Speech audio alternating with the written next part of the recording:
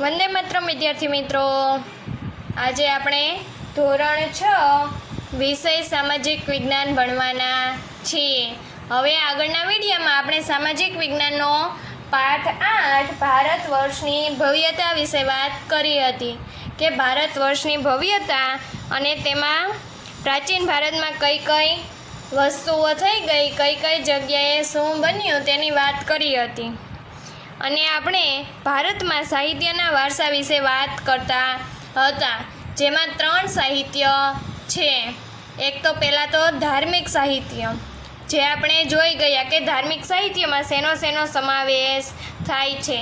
હવે ત્યારબાદ બીજું સાહિત્ય આવે છે ધર્મેતર સાહિત્ય. તો ધર્મેતર સાહિત્ય વિશે આપણે અત્યારે વાત કરવાના છીએ. જોઈએ આગળ. જેમની વિષય વસ્તુ ધર્મની બહાર છે તેવા સાહિત્ય ગ્રંથો ધર્મેતર સાહિત્ય તરીકે ઓળખાય છે. તો ધર્મેતર સાહિત્ય કોને કહેવાય? કે જે ધર્મની વિરુદ્ધ છે, ધર્મની બહારની બાજુ આવેલા છે તેવા સાહિત્યને ધર્મેતર સાહિત્ય કહેવાય. તેમાં મોટે ભાગે કાવ્ય, નાટકો, પ્રશસ્તિઓ, વ્યાકરણ ગ્રંથો અને સ્મૃતિઓનો સમાવેશ થાય છે. તો આ ધર્મેતર સાહિત્યમાં શેનો સમાવેશ થાય? તો પહેલાં તો કાવ્યો, આ ઉપરાંત નાટકો, પ્રશસ્તિઓ, વ્યાકરણ ગ્રંથો અને સ્મૃતિઓનો સમાવેશ ધર્મેતર સાહિત્યમાં કરવામાં આવે છે.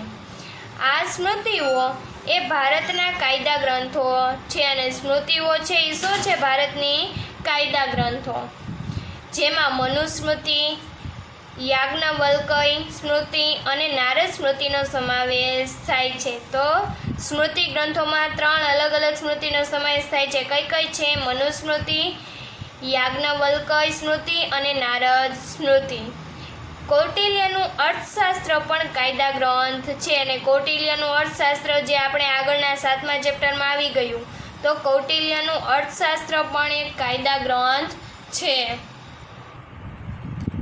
પ્રાચીન ભારતમાં મોટા પ્રમાણમાં નાટકો અને કાવ્યોની રચના થઈ છે અને પ્રાચીન ભારતના વધુ પ્રમાણમાં નાટકો અને કાવ્યની રચનાઓ થઈ હતી, જેમાં મહાકવિ ભાસ, કવિ કાલિદાસ, શુદ્રક, ભારવી જેવા મહાન સાહિત્યકારોનો સમાવેશ થાય છે, જેણે ઘણા બધા નાટકો અને કાવ્યની રચનામાં પોતાનું યોગદાન આપ્યું હતું. આવા અગત્યના મહાકાવ્ય અને નાટકોમાં અભિજ્ઞાન શાકુંતલમ, રઘુવંશમ, મેઘદૂતમ, કિરાતાર્જુનીયમ, સ્વપ્નવાસવદત્તમ અને મૃચ્છકટિકમ વગેરેનો સમાવેશ થાય છે. તો આ અગત્યના જે મહાકાવ્ય અને નાટકો છે તેમાં શેનો સમાવેશ થાય છે? તો મુખ્ય છે મહાકાવ્ય અભિજ્ઞાન શાકુંતલમ, આ ઉપરાંત રઘુવંશમ, મેઘદૂતમ, કિરાતાર્જુનીયમ, સ્વપ્નવાસવદત્તમ અને મૃચ્છકટિકમનો સમાવેશ થાય છે. તો આપણે ધર્મેતર સાહિત્યમાં શેનો સમાવેશ થાય છે? તો પહેલાં તો કાવ્ય, નાટકો, પ્રશસ્તિઓ, આ ઉપરાંત વ્યાકરણ ગ્રંથો અને સ્મૃતિઓ. તો સ્મૃતિઓ વિશે જોઈ ગયા કે ભારતના શું છે? કાયદા ગ્રંથો, જેમાં મુખ્ય આપેલું છે અર્થશાસ્ત્ર. અને નાટકો અને કાવ્ય વિશે પણ આપણે વાતચીત કરી. હવે દક્ષિણ ભારતમાં એક વિશિષ્ટ સાહિત્ય છે જેને આપણે શું કહીએ છીએ? સંગમ સાહિત્ય. દક્ષિણ ભારતનું જે વિશિષ્ટ સાહિત્ય છે તેને આપણે સંગમ સાહિત્ય કહીએ છીએ. તેની રચના ઈસવીસનની પ્રથમ 3 સદીઓથી થઈ હતી. તો આ જે સંગમ સાહિત્ય હતી તેની રચના 3 સદીઓથી થઈ હતી. મદુરાઈમાં 3 સંગમમાં 1600 જેટલા લોકકવિઓએ વીર કાવ્યની રચના કરી છે. આ ઉપરાંત મદુરાઈના 3 સંગમમાં 1600 જેવા લોકકવિએ વીર કાવ્યની રચના પણ કરી છે. આ સાહિત્યમાં શિલ્પદિકારમ, મણિમેખલાઈ વગેરે જેવા કાવ્ય ખૂબ જ અગત્યના છે. સંસ્કૃત ભાષામાં સર્વશ્રેષ્ઠ વ્યાકરણ ગ્રંથ પાણિનીનું અષ્ટાધ્યાયી છે અને સંસ્કૃત ભાષાનો મહત્વનો મુખ્ય ગ્રંથ હોય તો તે કયો છે? અષ્ટાધ્યાયી, જેના લેખક કોણ હતા? પાણિની, જે ઈસવીસન પૂર્વે 5મી સદીમાં રચાયું હતું અને તે 5મી સદીમાં તેની રચના થઈ હતી. અશોકના શિલાલેખો પણ પ્રાચીન ભારતના ઇતિહાસ, મૌર્ય સામ્રાજ્યના વહીવટીતંત્ર તથા બૌદ્ધ ધર્મના નૈતિક નિયમો વિશે માહિતી આપે છે. હવે અશોકનો શિલાલેખ છે, શિલાલેખમાં લખવામાં આવેલું લખાણ છે એ શેની માહિતી આપે છે? તો કે જેમાં ભારતનો ઇતિહાસ, આ ઉપરાંત મૌર્ય સામ્રાજ્યના વહીવટીતંત્ર અને બૌદ્ધ ધર્મના જે નૈતિક નીતિ નિયમો છે તેની માહિતી અશોકના શિલાલેખમાંથી મળી આવે છે. ગુપ્તકાળમાં પ્રશસ્તિ, કાવ્ય અને ગ્રંથોનો ઘણો વિકાસ થયો હતો અને ગુપ્તકાળ આગળ આપણે જોઈ ગયા. ગુપ્તકાળ જે સુવર્ણકાળ તરીકે, સુવર્ણયુગ તરીકે ઓળખાય છે, તેમાં ઘણા બધા કાવ્ય અને ગ્રંથોની રચના થઈ હતી. સમુદ્રગુપ્તની પ્રયાગ પ્રશસ્તિના લેખક કોણ હતા? હરિશેણ. તો ઉદયગીરીની ચંદ્રગુપ્ત દ્વિતીયના પ્રશસ્તિના લેખક વીરસેન સાબા હતા. તો વીરસેન સાબાએ શેની રચના કરી હતી? ઉદયગીરીની. જ્યારે હરિશેણે પ્રયાગ પ્રશસ્તિની રચના કરી હતી. આ ઉપરાંત બાણે હર્ષચરિતમમાં હર્ષની પ્રશસ્તિ કરી હતી. તો આ બધા આપણા શું હતા? ધર્મેતર સાહિત્ય. ધર્મ સિવાયના અલગ અલગ સાહિત્ય જે રચવામાં આવતા હતા, જેને ધર્મ સાહિત્ય, ધર્મેતર સાહિત્ય કહેવાય, તેની વાત આપણે કરી. હવે આપણું ભારતીય સાહિત્યનો ત્રીજો પ્રકાર છે વિદેશી મુસાફરોના વર્ણનો. તો ભારતમાં સદીઓથી અનેક વિદેશી પ્રવાસીઓ આવતા રહ્યા છે અને આપણે આગળ જોયું હતું કે પહેલાંના સમયમાં પણ ઘણા બધા વિદેશી મુસાફરો હતા એ ભારતમાં આવ્યા હતા, જેમણે પોતાના ભારત પ્રવાસના વર્ણનો લખ્યા છે અને પોતે ભારત આવ્યા હતા અને ભારતના પ્રવાસ કર્યો તેના વિશેના ઘણી બધી માહિતી તેણે લખી છે. તેમની આ પ્રવાસ નોંધમાંથી ભારતીય સંસ્કૃતિ અને પ્રજાજીવનની માહિતી મળે છે. હવે એણે ભારત વિશેની જે માહિતી લખી હતી એ ભારતની પ્રવાસન નોંધમાંથી આપણે ભારતીય સંસ્કૃતિ કેવી હતી અને ભારતના પ્રજાજીવનની માહિતી મળે છે. આવા મુસાફરોમાં ચંદ્રગુપ્ત મૌર્યના દરબારમાં રહેલા ગ્રીક એલ્ચી મેગેસ્નીથ ખૂબ જ અગત્યના છે. તો ચંદ્રગુપ્ત મૌર્યના જે દરબારમાં વિદેશી મુસાફર હતા ગ્રીક એલ્ચી મેગેસ્નીથ ખૂબ જ મહત્ત્વના ગણાય છે. તેમણે કયો ગ્રંથ રચ્યો હતો? ઇન્ડિકા. કયો? ઇન્ડિકા. જેમાં મૌર્ય યુગ વિશે આપણને માહિતી પ્રાપ્ત થાય છે. એ જ પ્રમાણે ગ્રીક નાવિક ટોલોમીએ ભૂગોળ વિશે લખેલા ગ્રંથમાં ભારતના બંદર વિશેની માહિતી મળે છે.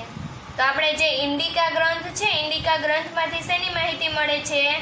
મૌર્ય યુગ વિશેની માહિતી મળે છે. જ્યારે ગ્રીક નાવિક ટોલોમીએ જે ભૂગોળ વિશે ગ્રંથ લખ્યો હતો તેમાંથી ભારતના બંદરોની માહિતી મળે છે. ચંદ્રગુપ્ત દ્વિતીયના સમયમાં આવેલ ચીનના મુસાફર ફાહિયાને અને સમ્રાટ હર્ષવર્ધનના સમયમાં આવેલ ચીની મુસાફર કોણ હતું? યુઅન સ્વાંગ. તો આ બંનેના તત્કાલીન ભારતીય સમાજ જીવન, શાસકો અને સંસ્કૃતિનું અદ્ભુત ચિત્રણ કરેલું છે. આ જે ચીની મુસાફરો ભારતમાં આવ્યા હતા તેણે ભારતનું સમાજ જીવન, ભારતના શાસકો અને ભારતની સંસ્કૃતિઓનું મહત્ત્વનું નોંધપાત્ર ચિત્રણ તેની પ્રવાસન નોંધમાં કરેલું છે અને તેના પરથી આપણે ભારતનો ઇતિહાસ જાણી શકીએ છીએ. હવે ત્યાર પછી આવે છે વેપારીઓ અને તેણે શોધેલા નવા નવા માર્ગો.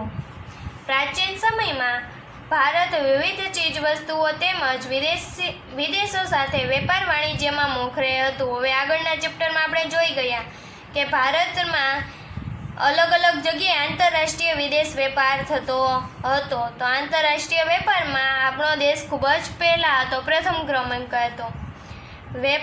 વેપારના કારણે ભારતમાં આર્થિક સમૃદ્ધિ શિખરે હતી અને આંતરરાષ્ટ્રીય વેપારને કારણે ભારતમાં સમૃદ્ધિ વિકસી હતી. દેશ વિદેશ સાથેના વેપાર જમીન માર્ગે અને સમુદ્ર માર્ગે થતા હતા. હવે આંતરરાષ્ટ્રીય વેપાર કરવામાં આવતો તે વેપાર કયા માર્ગે થતો હતો? જમીન માર્ગે, આ ઉપરાંત સમુદ્ર માર્ગે આ વેપાર થતો હતો. લોથલ હડપ્પા સંસ્કૃતિનું મોટું બંદર હતું અને તે સમયમાં લોથલ હડપ્પા સંસ્કૃતિનું મોટું બંદર માનવામાં આવતું હતું. લોથલમાં બંદરની ગોદી, ડોકયાર્ડ, વહાણના ધક્કા અને વખાણના અવશેષો મળ્યા છે. તો હડપ્પા સંસ્કૃતિનું જે ખોદકામ કર્યું હતું અને છિન્ન ભિન્ન કરતા ઘણા બધા અવશેષો મળી આવ્યા હતા, જેમાં આપણે બંદરના ઘણા બધા વખાણના, ધક્કાના અને ગોદીના અવશેષો પણ મળી આવ્યા હતા, જે દરિયાઈ વાહન વ્યવહારની માહિતી આપે છે. અને તે પરથી કહી શકાય કે લોથલના બંદરેથી વિદેશી વેપાર થતો હતો. લોથલના લોકો માટીકામના વિવિધ ઘાટના વાસણો અને વિવિધ પ્રકારના દાગીના બનાવતા. શેલખડી, છીપ અને હાથીદાંતમાંથી બનાવેલા મણકાઓનો વેપાર થતો હતો. ત્યાર સમયના લોથલના જે લોકો હતા, માણસો, તે માટીમાંથી પણ વાસણો, ઘણા બધા અલગ અલગ પ્રકારના વાસણો બનાવતા. આ ઉપરાંત ઘરેણાઓ બનાવતા, દાગીનાઓ બનાવતા. પછી હાથીદાંતમાંથી મણકાઓ, છીપ, આ બધું બનાવવામાં ખૂબ જ પ્રખ્યાત હતા. ભારતના મરી મસાલા અને કિંમતી પથ્થરોની વિશેષ માંગ રહેતી અને વિદેશ વેપારમાં ભારતના મરી મસાલા અને પથ્થરોની માંગ ખૂબ જ હતી. ભારતથી સ્થળ માર્ગે મધ્ય એશિયાથી થઈ અને યુરોપ સુધી સુતરાઉ કાપડ, રેશમી કાપડ અને મસાલાની નિકાસ થતી. તો આ બધાની નિકાસ ભારતના સ્થળ માર્ગેથી થતી. ભારતના સ્થળ માર્ગેથી મધ્ય એશિયા થઈ અને યુરોપ સુધી ભારતનું સુતરાઉ કાપડ, રેશમી કાપડ અને મરી મસાલા જતા હતા. ખંભાત, ભરૂચ, સોપારા અને તામ્રલિપ્તિ જેવા આંતરરાષ્ટ્રીય બંદરોના માધ્યમથી વિશ્વના પૂર્વ અને પશ્ચિમ ભાગમાં સુતરાઉ કાપડ, રેશમી કાપડ, મસાલા, તેજાના, ઇમારતી લાકડાની નિકાસ થતી હતી, જ્યારે સોનું, ચાંદી અને અન્ય ચીજોની આયાત થતી હતી. હવે આના વિશે આપણે વાત કરી હતી કે ભારતનું આ બીજું પહેલાં શેના દ્વારા થતી હતી, તો કે જમીન માર્ગ દ્વારા. તો જમીન માર્ગ દ્વારા યુરોપ સુધી ભારતનું સુતરાઉ કાપડ અને મરી મસાલા જતા હતા. અને બીજું હતું સમુદ્ર માર્ગે. તો સમુદ્ર માર્ગે બંદરો આવેલા છે. કયા કયા છે, તો કે ખંભાત, ભરૂચ, સોપારા અને તામ્રલિપ્તિ. આ આંતરરાષ્ટ્રીય બંદરો છે અને બંદરો મારફતે વિશ્વના પૂર્વ અને પશ્ચિમ ભાગમાં ભારતનું સુતરાઉ કાપડ, રેશમી કાપડ, મરી મસાલા, તેજાના, ઇમારતી લાકડાની શું થતી હતી, નિકાસ થતી હતી. ભારતમાંથી આ બધી વસ્તુઓ વિદેશમાં જતી હતી. જ્યારે વિદેશી વસ્તુઓ ભારતમાં આવતી હતી, તો કઈ કઈ વસ્તુઓ ભારતમાં આવતી હતી? સોનું, ચાંદી અને અન્ય ચીજોની આયાત પણ ભારત કરતું હતું.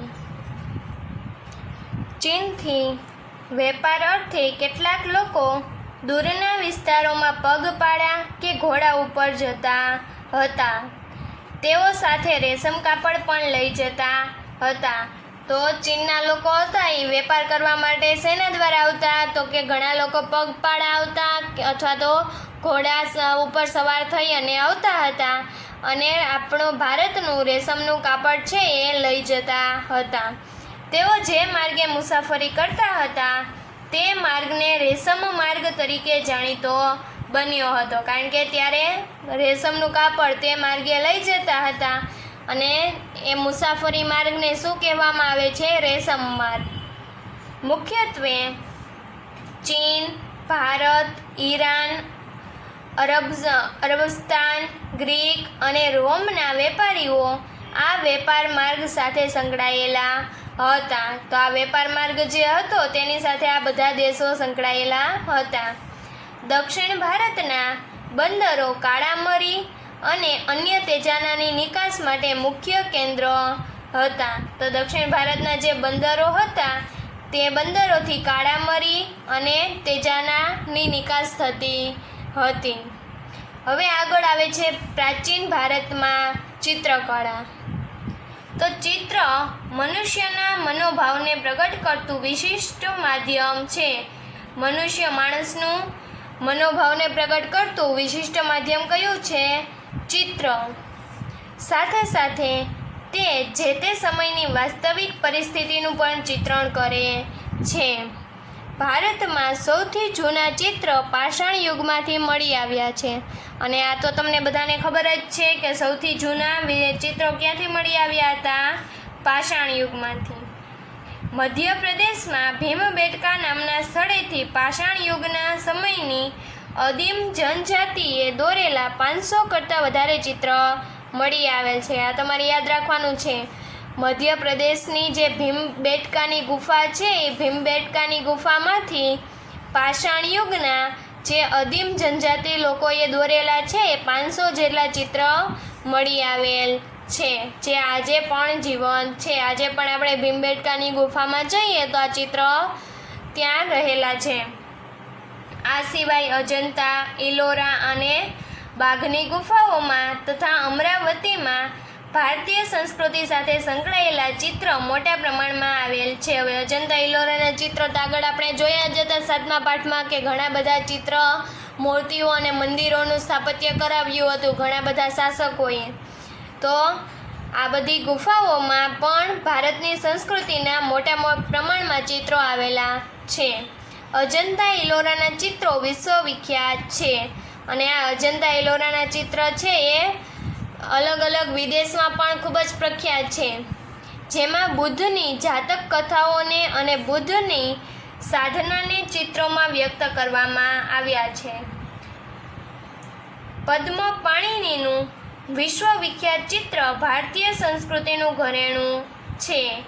તો ઇલોરાનું શિવ મંદિર એક જ શિલામાંથી કોતરેલું મહાન શિલ્પ છે.